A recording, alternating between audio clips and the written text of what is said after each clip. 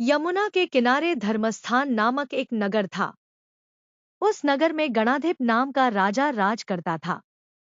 उसी में केशव नाम का एक ब्राह्मण भी रहता था। ब्राह्मण यमुना के तट पर जप तप किया करता था। उसकी एक पुत्री थी जिसका नाम मालती था। वह बड़ी रूपवती थी। जब वह ब्याह के योग्य हुई तो उसके माता पिता और भाई को चिंता हुई।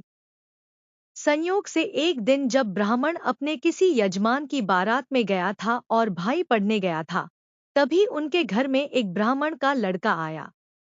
लड़की की मां ने उसके रूप और गुणों को देखकर उससे कहा कि मैं तुमसे अपनी लड़की का ब्याह करूंगी। होनहार की बात कि उधर ब्राह्मण पिता को भी एक दूसरा लड़का मिल गया और उसने उस लड़के को भी यही वचन दे दिया। उधर ब्राह्मण का लड़का जहां पढ़ने गया था, वहां वह एक लड़के से यही वादा कराया। कुछ समय बाद बाप बेटे घर में इकट्ठे हुए तो देखते क्या है कि वहां एक तीसरा लड़का और मौजूद है। दो उनके साथ आए थे। अब क्या हो? ब्राह्मण, उसका लड़का और ब्राह्मणी बड़े सोच में पड़े। दैवयोग से हुआ क्या कि लड़की को सांप ने काट लिया और वह मर गई। उसके बाप, भाई और तीनों लड़कों ने बड़ी भागदौड़ की, जहर झाड़ने वालों को बुलाया, पर कोई नतीजा न निकला। सब अपनी अपनी करके चले गए। दुखी होकर वे उस लड़की को श्मशान में ले गए और क्रियाकर्म कराए। तीनों लड़कों में से एक ने तो उसकी हड्डियां चुन ली और फकीर बनकर जंगल में चला गया। दूसरे ने राख की गठरी बांधी और वहीं झोपड़ी डालकर रहने लगा। तीसरा योगी होकर देश देश घूमने लगा। एक दिन की बात है, वह तीसरा लड़का घूमते घामते किसी नगर में पहुंचा और एक ब्राह्मणी के घर भोजन करने बैठा। जैसे ही उस घर की ब्राह्मणी भोजन परोसने आई कि उसके छोटे लड़के ने उसका आंचल पकड़ लिया। ब्राह्मणी से अपना आंचल छुड़ता नहीं था। ब्राह्मणी को बड़ा गुस्सा आया।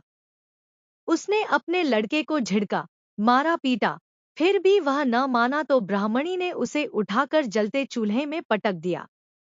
लड़का जलकर राख हो गया।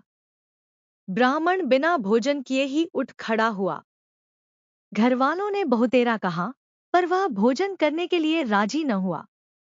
उसने कहा, जिस घर में ऐसी राक्षसी हो, उसमें मैं भोजन नहीं कर सकता।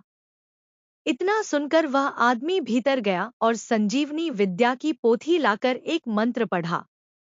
जलकर राख हो चुका लड़का फिर से जीवित हो गया। यह देखकर ब्राह्मण सोचने लगा कि अगर यह पोथी मेरे हाथ पड़ जाए तो मैं भी उस लड़की को फिर से जिला सकता हूं। इसके बाद उसने भोजन किया और वहीं ठहर गया। जब रात को सब खा पी कर सो गए तो वह ब्राह्मण चुपचाप वह पोथी लेकर चल दिया। जिस स्थान पर उस लड़की को जलाया गया था, वहां जाकर उसने देखा कि दूसरे लड़के वहां बैठे बातें कर रहे हैं।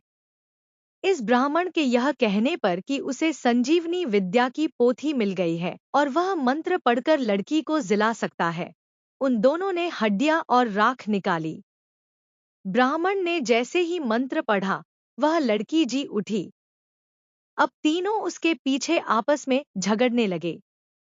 इतना कहकर बेताल बोला, राजा, बताओ कि वह लड़की किसकी स्त्री होनी चाहिए? राजा ने जवाब दिया, जो वहां कुटिया बनाकर रहा, उसकी। बेताल ने पूछा, क्यों? राजा बोला, जिसने हड्डियां रखीं, वह तो उसके बेटे के बराबर हुआ। जिसने विद्या सीखकर जीवन दान दिया, वह बाप के बराबर हुआ। जो राख लेकर रमा रहा, वही उसकी हकदार है। राजा का यह जवाब सुनकर बेताल फिर पेड़ पर जा लटका। राजा को फिर लौटना पड़ा और जब वह उसे लेकर चला तो बेताल ने तीसरी कहानी सुनाई।